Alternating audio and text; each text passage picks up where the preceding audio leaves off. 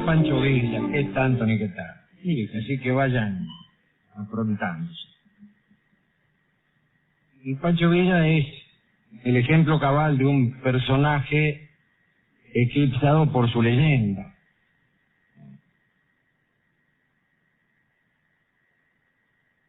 Vamos a ver, vamos a andar a caballo entre la leyenda y la realidad, y en caso de duda nos tiraremos por el lado de la leyenda. Fue una especie de Robin Hood mexicano, Pancho Villa. Se lo conocía como el amigo de los pobres. Sus hazañas corrían de boca en boca, en las haciendas, en las plazas, en las cantinas. Durante su vida se le atribuyeron todo tipo de gestas, todo tipo de delitos, según la óptica de cada cual, ¿no? Nació en la hacienda de Río Grande, perteneciente al pueblo de San Juan del Río, en el estado mexicano de Durango, un 5 de junio de 1878. En realidad se llamaba Doroteo Arango, no se llamaba Pancho Villa. Ese era, sin embargo, el apellido que debió tener si su abuelo hubiera reconocido al padre de Pancho Villa. Pero se llamaba Doroteo Arango. Y fue el primogénito del peón Agustín Arango, el hijo no reconocido del viejo Villa, y de Micaela Quiñones.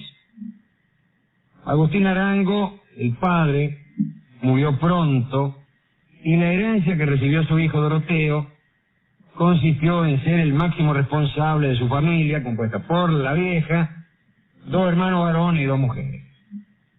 Tuvo que trabajar muy duro, nunca fue a la escuela, nunca nadie se ocupó de educar. Un hecho sucedido cuando Doroteo tenía 16 años determinó prácticamente su vida. Parece que una tarde, mientras trabajaba en un granero, escuchó unos gritos, corrió hacia el lugar de donde provenían, se asomó y vio como un tipo violaba a su hermana. A la hermana de él, no. No, la mía no, por favor, no. Sin hacer ningún ruido, volvió al granero, agarró una escopeta, se acercó cuidadosamente al violador y le descargó los 2 disparos en el marote. Y el problema fue que el muerto era un funcionario gubernamental, propietario de las tierras que los Arango trabajaban como medieros. Entonces a Doroteo no le quedó otra que escapar y refugiarse en el monte. Las leyes de 1894 penaban al homicida con la muerte. Bueno, la vida ahí en el monte no era fácil, había que robar para sobrevivir, y Doroteo Arango, a cuya cabeza ya se le había puesto precio, cambió de nombre y adoptó el de Pancho Villa, Como se ha dicho, el apellido era el de su abuelo Jesús Villa. Durante sus años en el monte se le atribuyeron robos de gallinas, robos de trenes. Son 2 tácticas distintas. Sí, claro. Y incluso La gallina es más fácil de afanar, es más fácil de robar que un tren, pero no debe decirse robo de gallinas y robo de trenes una cosa a continuación de la otra, porque en cualquier caso se trata de robo en trenes. Lo que te robas no es el tren, sino a las personas que hay dentro. En cambio, estaba pensando en la gallina. Claro. Sí, uno se roba la gallina. Sí, claro. La gallina se la roba uno y se la lleva a su casa, no así el tren. De todos modos, sin hacer semejante distinción, le atribuyeron robos de trenes y de gallinas. También decían que asaltaba empresas y que también violaba a algunas mujeres. Alrededor del año 1905, Pancho Villa ya lideraba una pequeña banda de ladrones. Dicen que lo que más le gustaba era robar mujeres, en este caso no robar a mujeres, sino llevarse mujeres para su casa, ¿no? A las más hermosas se las quedaba, y no dice qué hacía con las otras. Se las daba a la gallina.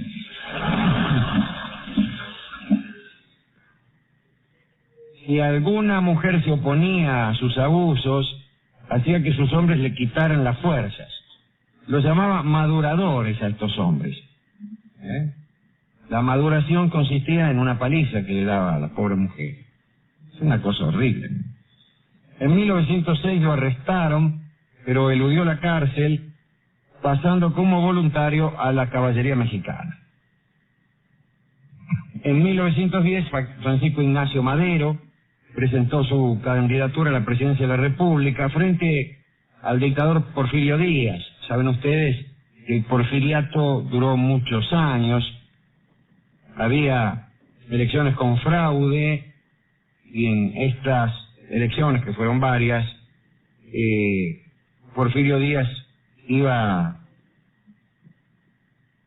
alzándose con la victoria y ocupando la máxima magistratura de México desde la década del 1870, más o menos. En 1910, como digo, Francisco Madero presentó su candidatura, pero Díaz impidió el triunfo de Madero. Lo que no pudo fue evitar la difusión de ciertas ideas del llamado Plan San Luis, que era el programa político de Madero. Justamente en el tercer punto, ese programa trataba la revisión de la propiedad de las tierras.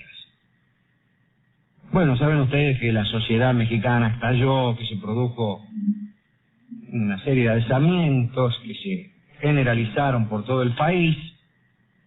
Madero se convirtió en el aglutinador de la rebelión y uno de sus hombres de confianza, Abraham González, le habló de un tal Pancho Villa, que era apodado el amigo de los pobres, y entre los dos trataron de convencerlo de que se sumara a la rebelión, y lo lograron.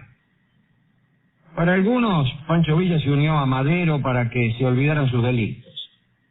Para otros lo hizo porque no podía dejar de luchar junto a los suyos. Bueno, un poco de cada cosa debía haber. El hecho es que Villa, con su banda y su gran poder, se comprometió con la revolución. Cuando digo poder me refiero a poder de convocatoria, en fin. Casi 2 décadas en las montañas. Anduvo burlando a todos los que lo perseguían, desconfiando de los que podían traicionarlo. Esa era la escuela guerrillera de Pancho Villa, ¿no? Quiere decir que llega Pancho a la revolución con casi 20 años de experiencia de andar rajando por ahí. Quizá no entendía mucho de política, pero sí de ciertos movimientos inherentes a la guerra en inferioridad de condiciones. Y hay que decir que la contribución a la victoria maderista de Pancho Villa fue decisiva. Madero fue nombrado presidente efectivo, Porfirio Díaz debió abandonar el país, y Pancho Villa fue nombrado capitán del ejército. En la Ciudad de México, el tipo ya convertido en el respetable ciudadano Francisco Villa, tuvo el título de general honorario de la nueva Fuerza de Rurales, pero la situación no estaba para nada consolidada, empezaron las intrigas. Por ahí Madero le dio a Victoriano Huerta, un general del viejo ejército de Porfirio, el mando de unas tropas que debían sofocar la rebelión de Pascual Orozco. El alzamiento de Orozco se había producido en la zona de la que eran originarios tanto Orozco como Villa. Por tal motivo Huerta convocó a Pancho Villa para que dirigiera las fuerzas avanzadas, en tanto que el mismo Victoriano Huerta decidió quedarse en la retaguardia. Huerta sabía que Orozco era un tipo muy peligroso, que el triunfo era imposible, y entonces le mandó a Villa para que Orozco lo matara. Esa fue la verdad. Pero el caso es que con una fuerza muy inferior a la de Orozco, Villa ganó. Y se convirtió, gracias a esta victoria, en el segundo de Madero. Pero, claro, Victoriano Huerta, que lo había mandado al muere, quedó como loco y decidió hacer lo siguiente. Lo acusó de insubordinación por no haber obedecido una orden suya. Algunas versiones dicen que tal orden especificaba que Villa debía devolver a su propietario un caballo, pura sangre que se había afanado. Otros hablan de una orden transmitida por telégrafo que Villa negó haber recibido. Bueno, no se sabe bien. El caso es que con ese pretexto, el no haber cumplido una orden, Huerta lo hizo comparecer a Villa ante un consejo de guerra, consejo que en 15 minutos decidió que Pancho Villa debía ser fusilado. Bueno, aparece Madero e impide que la sentencia se cumpla. Pero de todos modos Villa fue internado en una prisión ahí en la capital. Allí en la prisión aprendió a leer y escribir Pancho. En noviembre de 1912 lo ayudaron a escaparse, metido entre cacerolas y cacharros de cocina que iban a tirar. La cárcel iba a deshacerse de una soya vieja y ahí se escondió Pancho Villa y rejó. Dicen que el propio presidente Madero fue el que planeó la fuga. Pero Victoriano Huerta se mostraba cada vez más poderoso, se reclamaba una investigación por la huida de Pancho Villa, que se había refugiado en la población norteamericana de El Paso.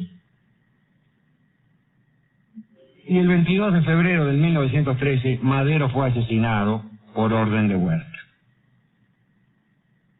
Y Huerta se proclamó presidente de la nación.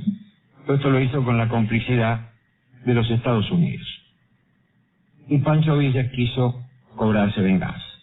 Volvió a México solo, con 3 caballos.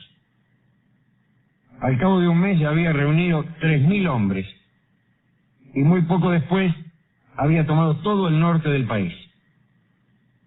Se asentó en Chihuahua, donde fundó más de 50 escuelas.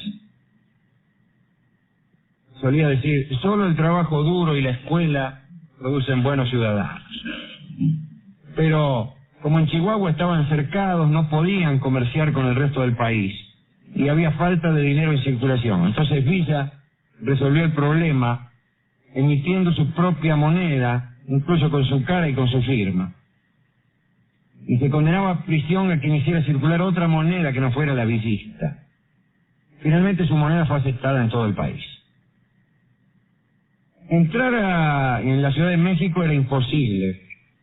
Huerta tenía el lugar bien defendido, Villa no podía armar un plan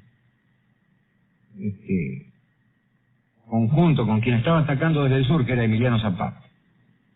Entonces, resignado, decidió no invadir la capital, sino los Estados Unidos. Dijo, ya que no puedo invadir la Ciudad de México, voy a invadir los Estados Unidos. Es más fácil, dice. Pretendía que los norteamericanos, apretados por los villistas, pactaran con el gobierno mexicano y el gobierno mexicano reconociera a Pancho Villa como jefe máximo de los mexicanos. ¿Entendés? Era una táctica como...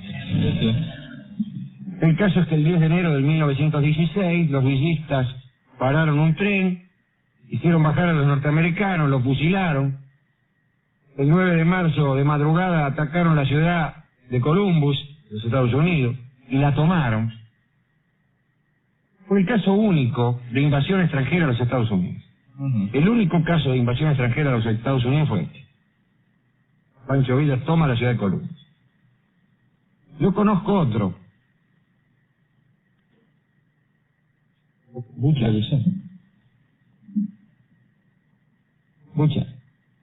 Buchar toma durante unos días un fuerte en California. Pero no lo habrán contado. Fue mucho antes. El presidente Wilson, estoy pensando si la California pertenecía a Estados Unidos y digo que sí. El presidente Wilson ordenó una inmediata represalia. No, no pertenecía a los Estados Unidos. No. El presidente Wilson, que estaba esperando que yo terminara de contar lo de Buchar, se trata de Woodrow Wilson, de la Sociedad de las Naciones. Ordenó una inmediata represalia, mandó un tren lleno de soldados a Nuevo México, y Pancho Villa resolvió lo siguiente. Mandó poner un tren en marcha y soltarlo por la vía en dirección contraria al que venía con tropas.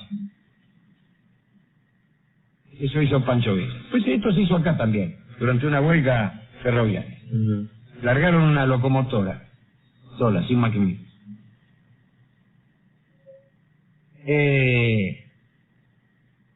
En el caso de la huelga ferroviaria no pasó nada, pero acá sí, porque se llevó por delante al tren que venía lleno de soldados y no quedó nadie. Bueno, Wilson, imagínense, el presidente de Norteamérica se volvió loco, le mandó al general Pershing a buscar a Pancho Villa. La persecución duró mucho tiempo, los norteamericanos nunca pudieron capturar a las fuerzas de Villa. Un día le preguntaron a Pancho cómo había hecho para evitar a los yanquis, y dijo, fue muy fácil. Mientras duró la persecución, siempre le fuimos detrás.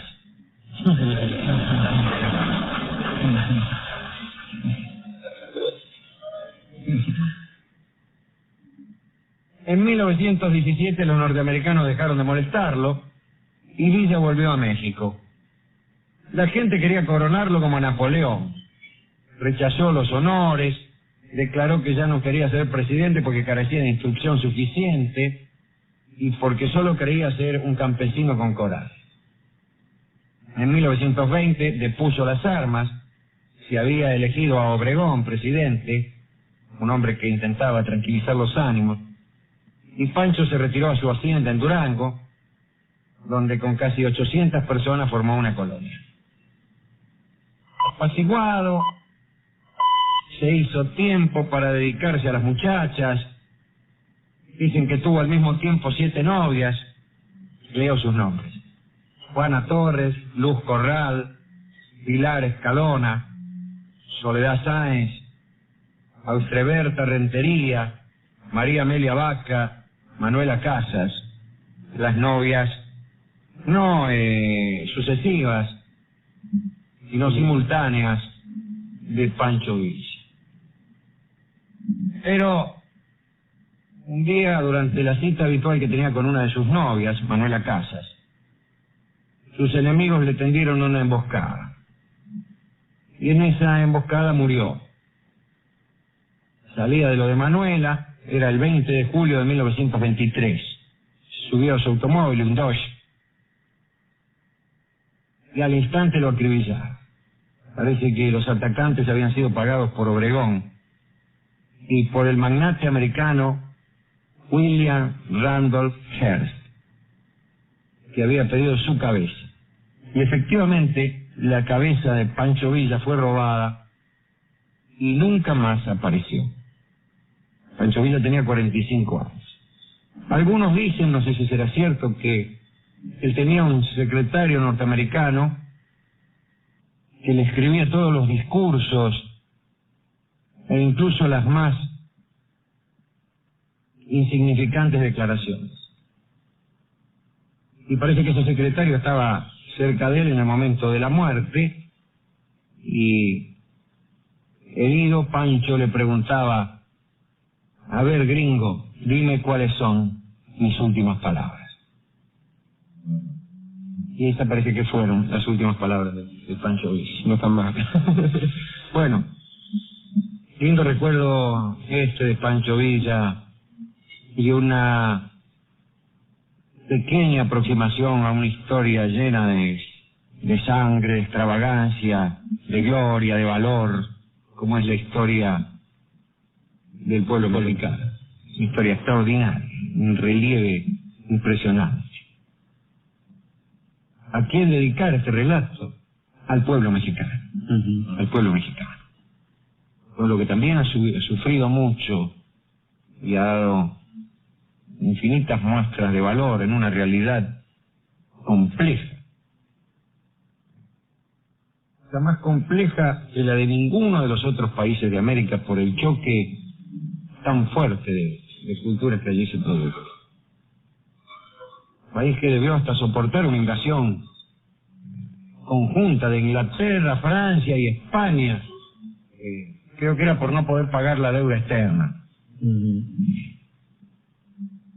País que tuvo hasta un emperador, Habsburgo.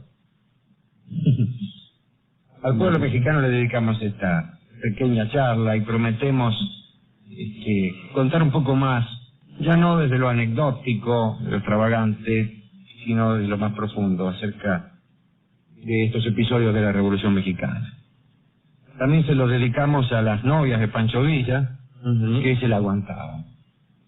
Eran 7 y se la aguantaba. Yo soy el lunes, martes, miércoles, jueves, viernes, sábado y domingo. El personaje pareciera, por lo que usted decía, haber ido mejorando con el tiempo, Pancho Villa, ¿no? Claro, sí, es posible. Es posible. Pero se mezcla, amigo, se mezcla la crueldad y la ansia de justicia. Y uno no puede menos que relatar esto Con cuidado. Con cuidado. Dicen que a veces fusilaba de a 10 para ahorrar balas. Yo creo que hay ciertas cosas que están mal, cualesquiera sean las ideas que las sostienen. El asesinato está siempre mal. Yo no creo que haya asesinatos de izquierda y asesinatos de derecha. No me parece. Y algún día hablaremos de la necesidad, quizás ya hemos hablado, pero bueno, algún día hablaremos un poco mejor de la necesidad de utilizar la honestidad intelectual o la inteligencia misma, que eso es la honestidad intelectual, como modo de terminar con la violencia. Yo creo que la violencia en todas sus formas es generalmente hija de la pereza mental y de la estupidez. Bueno, ¿qué le dedicaremos a las personas que hemos elegido hoy, a saber, el pueblo mexicano y las novias de Pancho Villa? Bueno, toda vez que Villa era bastante parecido a Malevo, es decir, con virtudes de coraje y también con atrocidades criminales. Así que vamos a dedicarle a Villa Recuerdo Malevo en la voz de Carlos Gardel. Es un tango muy hermoso, que a mí me gusta mucho, que no tiene un perfume malevo. Lo malevo de este tango está únicamente en el título. Por lo demás, es un tango romántico. Adelante, don Carlos Gardel.